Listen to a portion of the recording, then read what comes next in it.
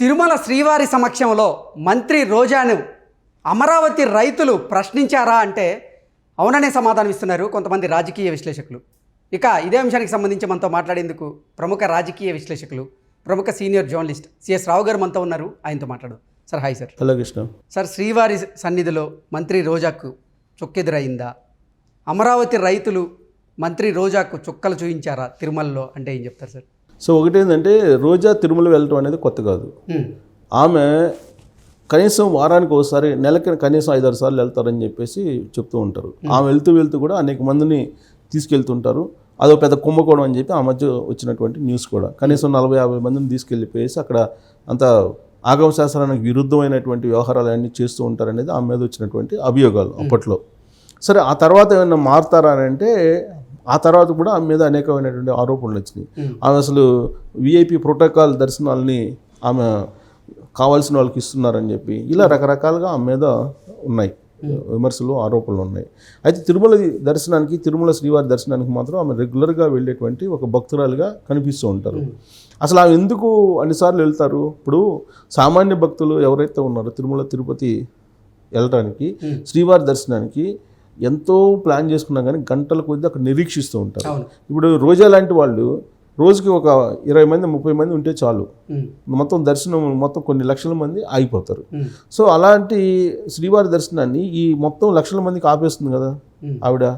ఆమెంటి పాపాల ప్రక్షాళన కోసం వెళ్తున్నారని చెప్పేసి చెబుతూ ఉంటారు. జనరల్గా దేవుడి దగ్గరికి ఈసారి సీటు కూడా కన్ఫర్మ్ కాలేదు, సీటు కోసం కూడా వెళ్తున్నారని కొంతమంది వెళ్తుంటారు. సో పాప ప్రక్షాళన కోసం వెళ్తుంటారు. ఎవరైనా పాపాలు చేస్తే మమ్మల్ని క్షమించు దేవుడు అని చెప్పి ఆడ పోయి మొక్కుంటారు అనేది. లేదు, కోరికలు కోరడానికి. ఈ రెండే కదా. సో మరి రోజా కోరికలు తీరలేదా అనేది మనకు తెలియదు. ఇంకా ఏం కోరికలు ఉన్నాయి అనేది. ఆల్రెడీ మినిస్టర్ అయిపోయింది. ఆ కళ్ళ మీద నీళ్ళు పెట్టుకొని ఆనంద బాష్పాలు రాలుస్తూ ఈ జన్మకి నేను ఇంతకన్నా నాకేం అవసరం లేదని చెప్పింది ఒక మూమెంట్లో. గుర్తుందో లేదో, మినిస్టర్ అయిన తొలి రోజుల్లో. ఎందుకంటే అసలు యాక్చువల్గా మినిస్టర్ ఏ ఈక్వేషన్లో కూడా ఆమెకి రావడానికి లేదు అప్పట్లో. కేవలం స్టాలిన్, మాజీ ముఖ్యమంత్రిగా తెలంగాణకు ఉన్నటువంటి కేసీఆర్, వీళ్ళిద్దరి కారణంగానే ఇంకా మినిస్టర్ పదవి జగన్మోహన్ రెడ్డి ఇవ్వాల్సినటువంటి అనివార్య పరిస్థితి ఏర్పడి ఇచ్చారనేది వైఎస్ఆర్ కాంగ్రెస్ పార్టీలో అప్పట్లో జరిగినటువంటి చర్చ. సరే, అది వచ్చిన తర్వాత ఆమె ఆనంద బాష్పాలు రాలుస్తూ ఇంతకన్నా నాకు అవసరం లేదు భగవంతుడా అని చెప్పి ఆమె ఆ రోజున ఆనంద బాష్పాలు రాల్చేసింది.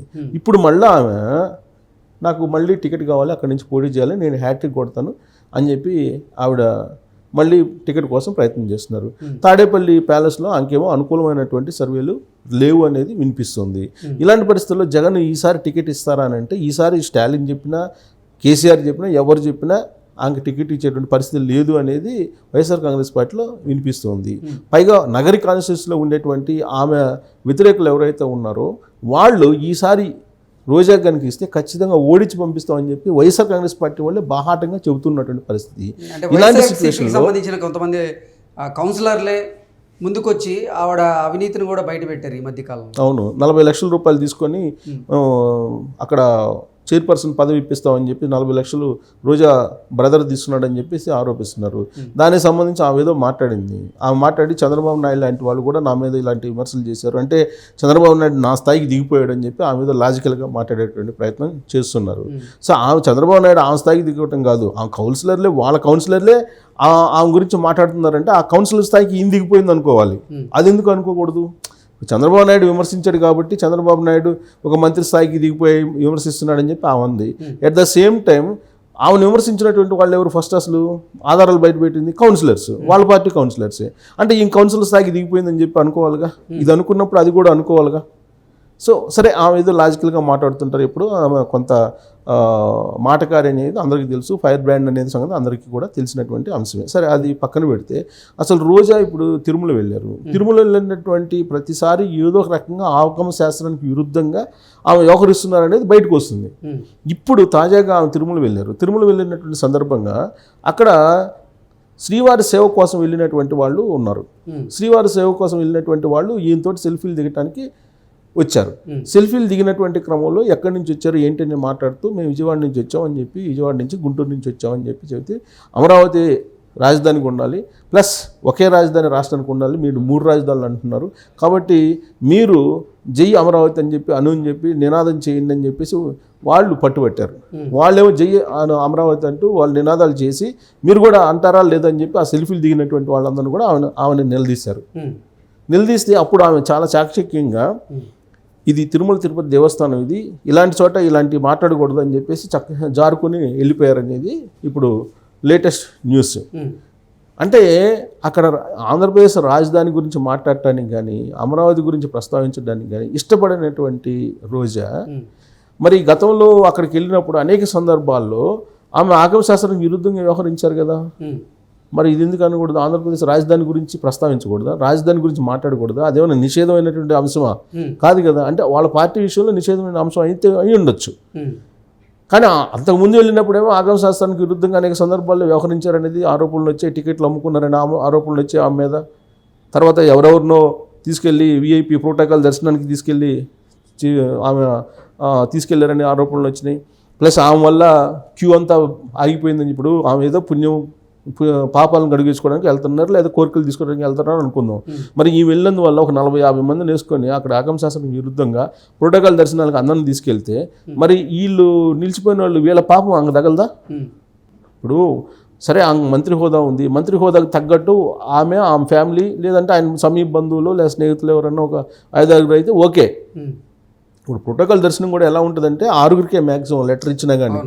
సో దానికి ఒక నిబంధన పెట్టారు, నియమాలు పెట్టారు, వాటిని అనుసరించాలి కదా. వాటిని ధిక్కరిస్తూ వ్యవహరిస్తున్నటువంటి రోజా ఇవాళ అమరావతి గురించి మాట్లాడటానికి కూడా ఇష్టపడలేదు ఆమె. సో పార్టీ లైన్లో వెళ్తున్నారు, ఓకే, పార్టీ లైన్లో వెళ్ళినా ఇబ్బంది లేదు. కానీ ఇప్పుడు ఆమె అసలు తిరుపతి వెళ్ళడానికి కారణం ఏంటంటే ఆమె ఎప్పుడు డిస్టర్బ్ అయినా కానీ అక్కడికి వెళ్తుంటారు అనేది చెప్తూ ఉంటారు. గతంలో కూడా మనం మినిస్టర్ పదవి రాకముందు కాశీ వెళ్ళి వచ్చారు ఆవిడ. తర్వాత ఇంకేదో దేవుడు కరుణించినట్టున్నాడు. మరి కారణం ఏదైనా కానీ దేవుడు కరుణించారా, స్టాలిన్ కరుణించారా, లేదంటే కేసీఆర్ కరుణించాడా, లేదంటే జగన్మోహన్ రెడ్డి కరుణించాడా, లేదంటే జగన్మోహన్ రెడ్డికి ఒక ఆఫీసర్ చెప్పినట్టు ఆయనకు పైనుంచి ఎవరో కరుణిస్తుంటారు, చెప్తుంటారు, వాళ్ళు కరుణించారు. సరే కారణం ఏదైనప్పటికీ ఆమెకైతే మంత్రి పదవి వచ్చేసింది. ఆ మంత్రి పదవికి తగినట్టు వ్యవహరించాలి కదా. ఇటీవల కాలంలో బెంగళూరు వెళ్ళారు. బెంగళూరు వెళ్ళి 1వ తారీఖున ఏం చేశారు? జనవరి 1వ తారీఖున అందరికీ తెలిసిందే. ఆమె టూరిజం మంత్రిగా బాధ్యతలు స్వీకరించిన తర్వాత వెంటనే ఒక బెంచ్ కార్ని గిఫ్ట్గా ఇస్తూ తన కొడుక్కి అది సోషల్ మీడియాలో పెట్టారు. సోషల్ మీడియాలో పెట్టిన తర్వాత ఆమె మీద వచ్చినట్టు విమర్శలు ఏందో మనం చూసాం. ఆ తర్వాత ఆమె కల్చరల్ ప్రోగ్రామ్స్ పెట్టారు. జగనన్న కల్చరల్ ప్రోగ్రామ్స్ ఏదో పెట్టి ఆమె అన్ని డయాస్ల్లో ఆమె డ్యాన్సులు వేసుకుంటూ రాష్ట్రం మొత్తం తిరిగారు. ఆడుదాం ఆంధ్ర అని చెప్పేసి ఆమె క్రికెట్ పట్టుకొని క్రికెట్ ఆట నేర్పించారు ఈ మధ్య జగన్మోహన్ రెడ్డి. సో ఆమె అంటే ఏ పని చేసినా కానీ మంత్రి హోదాలో మంత్రికి తగిన విధంగా చేయట్లేదు అనేటువంటిది ఆరోపణలు ఆమె మీద ఉన్నాయి.